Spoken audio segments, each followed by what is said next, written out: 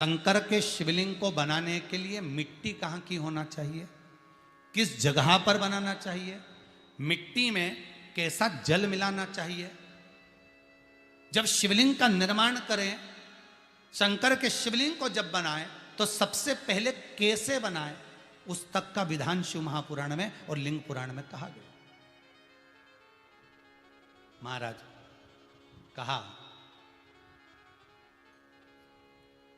क्यारे की मिट्टी हो, क्यारा मतलब समझिएगा जिस मिट्टी पर कोई गंदगी ना करी गई हो, ऐसी जगह का कोई भाग मिट्टी का लाया जाए जहां कोई गंदगी ना करे।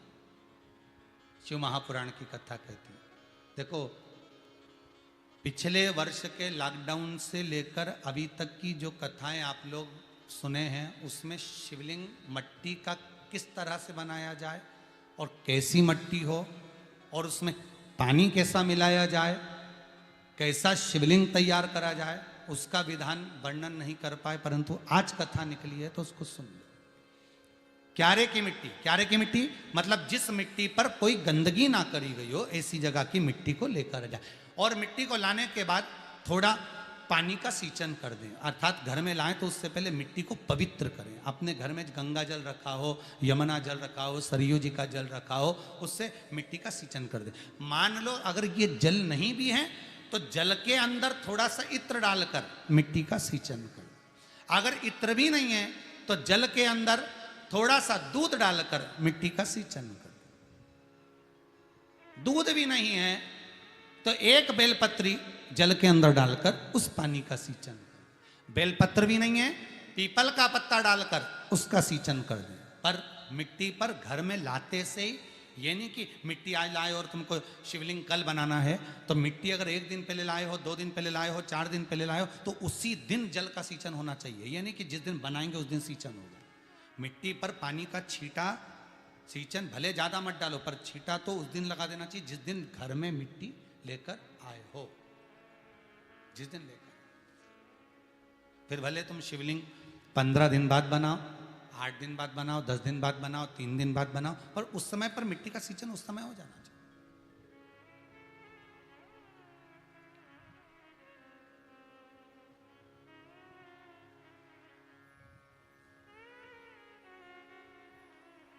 फिर कहा जिस दिन शिवलिंग का निर्माण करो, उस दिन प्रातः में अगर आप शिवलिंग बना रहे हैं तो ब्रह्म मुहूर्त में मिट्टी को गला दो। किस पानी से गलाना है उसका भी प्रमाण, उसका भी शास्त्र वर्णन करा। किस जल से गलाया जाए, शिव महापुराण की कथा कहती है अगर आपको आज शिवलिंग का निर्माण करना है, शाम को आप शिवलिंग का निर्माण कर रहे हो, तो अपने पानी का जो मटका होता है, हंडा होता है, रसोई घर में जहां पानी भर कर रखते हो, उसके नजदीक में एक कलश जिसमें अलग से ताजा जल भरा जाए और उस पर प्लेट ढकी हो और उस पर एक चावल का दाना रखा हो, उस जल को लेकर आओ। थोड़ी देर रखा रहे, आधा घंटा, 2 घंटा, 3 घंटा, 15 मिनट, 20 मिनट, पर वो पानी वहां रखा होना चाहिए। रसोई घर में अन्नपूर्णा का निवास होता है, परिंदे के पास पितरों का निवास होता है। अन्नपूर्णा, पित्र सब रसोई घर के भीतर विराजमान होते हैं। शास्त्र कहता है 33 कोटि देवता एक समय के लिए, एक क्षण के लिए हमारे रसोई घर में प्रवेश करते हैं। इसलिए रसोई घर को तुम पूरे घर को स्वच्छ रखो ना रखो, पूरे घर को तुम साफ रखो ना रखो, पर रसोई घर एकदम क्लीन होना चाहिए, साफ होना चाहिए, स्वच्छ होना चाहिए। आज के जमाने में तो खैर गया, पर पहले जब मट्टी के चूल्हे होते थे, जब चूल्हा बंद होता था तो उसको गीला कर कर, गोबर को या पानी में उसको गीला कर कर, एक कपड़े को गीला कर कर पूरे चौके को, रसोई घर को पोंछा जाता था। मिट्टी का होता था वो, तो भी उसको पोता लगाते थे, पोंछते थे।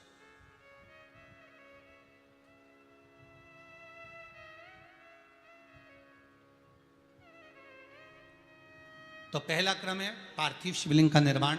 सावन के महीने में अगर आप शिवलिंग बनाते हैं, सोमवार को शिवलिंग बनाते हैं, तो नियम ध्यान रखिएगा महाराज, लिंग पुराण से है ये, इसका नियम ध्यान रखिए। क्या करना है, मिट्टी को लाना है, जल का छींटा देना, छींटा जरूर देना, घर में लेकर आए और जल का छींटा होना जरूरी है। 2 दिन तक 3 दिन तक मिट्टी रखी हुई है, और उसके बाद अगर आपने पानी का छींटा नहीं दिया है और आपने डायरेक्ट मिट्टी को गला दिया और उसके बाद बनाया, तो उसका कोई प्रमाण नहीं। जल का छींटा अवश्य। फिर उसको रख दें, 15 दिन बाद बनाओ, 4 दिन बाद बनाओ, 3 दिन बाद बनाओ, 2 दिन बाद बनाओ। शिवलिंग जब बनाओ तब उस मिट्टी को, जो कलश आपने रसोई घर में रखा है चावल का दाना रखकर प्लेट के ऊपर, अर्थात उस कलश का जल उस मिट्टी में थोड़ा सा डालिए। क्यों डाला जाता है उसका भी भाव वर्णन किया है। अब भविष्य पुराण, स्कंद पुराण और अग्नि पुराण, इन तीनों से ले लिया गया। वर्णन किया गया, जब उस कलश का जल हम डालते हैं तो उस कलश में पितरों का भाव आ जाता है, अन्नपूर्णा का भाव आ जाता है, घर में लक्ष्मी का भाव आ जाता है, संपदा का भाव आ जाता है। पूरे 24 घंटे के अंदर एक क्षण के लिए रसोई घर में 33 कोटि देवता आते हैं, तो वो देवता का सारा भाव उस कलश के अंदर आ जाता है। और वो जल जब हम उस मिट्टी में मिलाते हैं तो गंगा, यमुना, सरयू, सरस्वती, ये 33 कोटि देवता में, तो इन सब का आनंद उस जल में आ जाता है। और वो जल जब हम मिट्टी में मिलाते हैं तो मिट्टी पवित्र हो जाती है, स्वयं कैलाश अधिपति को स्वीकार करने के लायक हो जाती है, निर्मित करने के लायक हो जाती है।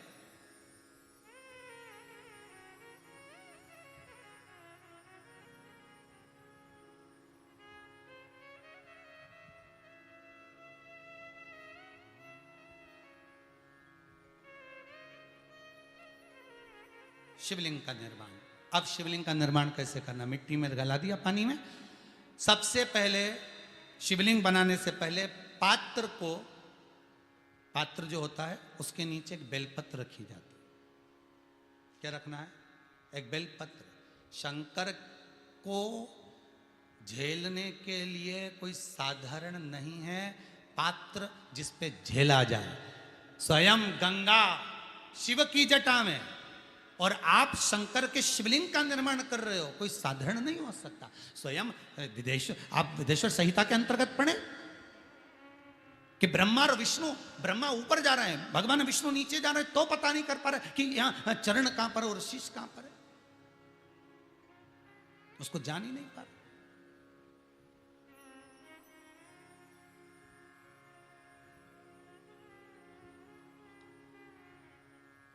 बस एक बेलपत्र,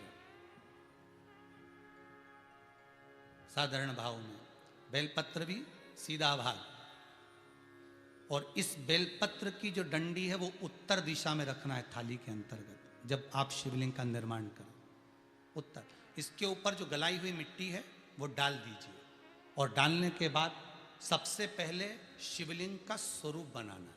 सबसे पहले नीचे की जलाधारी नहीं बनाना, क्या बनाना है? शिवलिंग का स्वरूप बनाना। बनाने के बाद उसी शिवलिंग के पास में और मिट्टी डाल लीजिए, फिर जलाधारी का निर्माण करिए, फिर जलाधारी।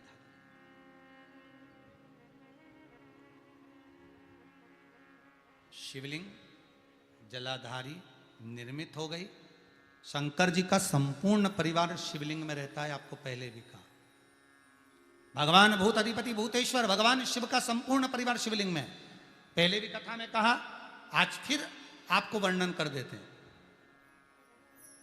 जैसे ये जलाधारी है गोल, ये चरण है, ये शिवलिंग है।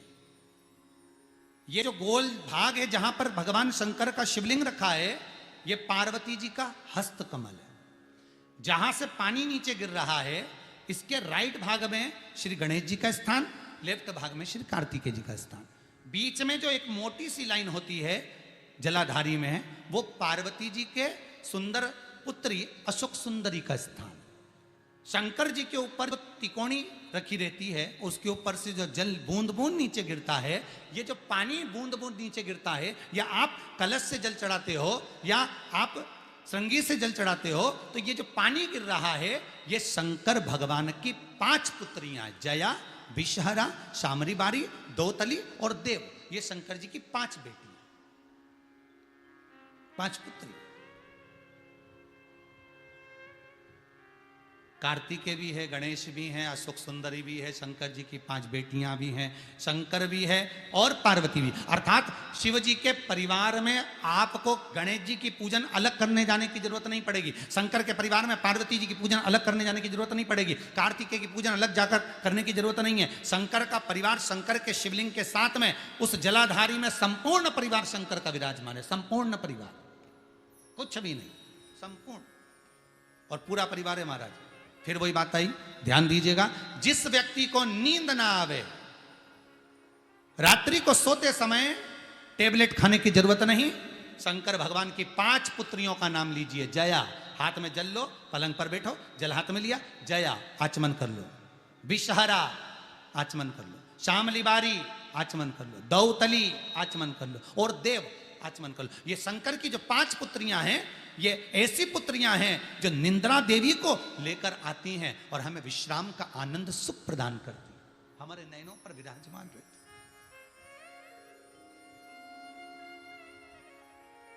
हाँ, यदि विवाह नहीं हो रहा, शादी नहीं हो रही है, बहुत समय से लगन देख रहे हो, शादी नहीं हो रही, बहुत समय से परेशान हो गए कि विवाह ही नहीं हो रहा, हम तो टेंशन में पड़ गए, लड़की 28 साल 30 साल का लड़का हो गया, विवाह नहीं हो रहा, कुछ मत करो।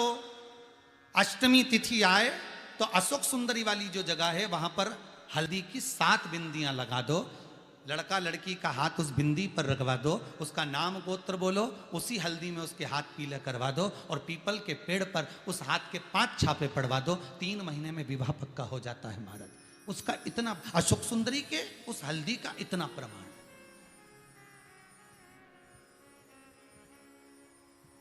3 माह के अंतर्गत विवाह नक्की होगा। इतना इतना प्रमाण है महाराज, भगवान शिव की आराधना का कोई साधारण फल है महाराज।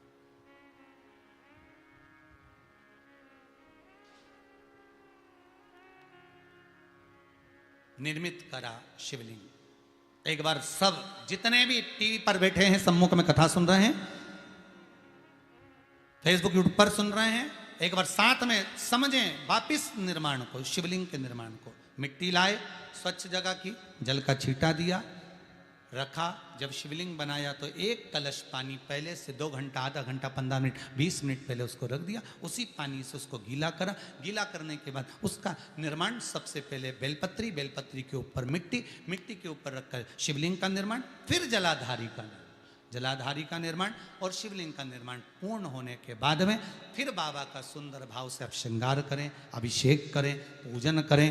और एक बात याद रखना, पार्थिव शिवलिंग का अगर निर्माण करा है तो आपको वो पार्थिव शिवलिंग को रात्रि होने से पहले विसर्जन होना जरूरी है। हाँ, अगर कोई शिवरात्रि का दिन है तो फिर आप पूरी रात रख सकते हो, हरतालिका तीज का दिन है पूरी रात रख सकते हो, बड़ी तीज है, छोटी तीज है, आप शिवलिंग बनाए हो तो आप पूरी रात रख सकते हो, विशेष कोई उत्सव है, श्रावण का महीना है, पूरी रात रख सकते हो। पर बाकी के समय अगर आप शिवलिंग का निर्माण करें तो उसको सूर्यास्त होने के पहले आप उसको नदी में, जल में, जलाशय में विसर्जन करें।